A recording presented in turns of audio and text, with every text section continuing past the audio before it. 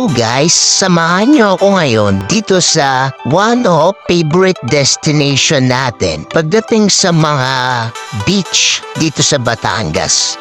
Ito nga pala yung tinatawag nila guys na Little Boracay of Calatagan kasi napaka-klinaw or crystal clear yung water nila dito and napakaputi din ang mga buhangin. Kaya siguro naalin tulad to sa Boracay Island.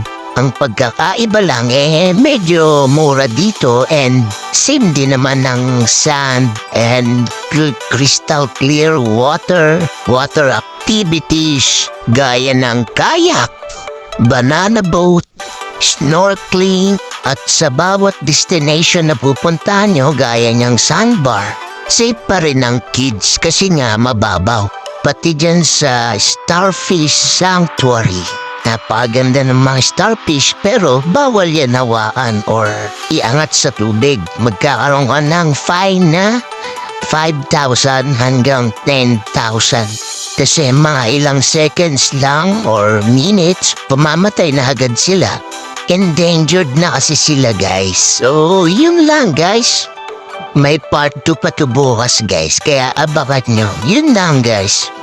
Thank you for watching. See you next video. Bye-bye!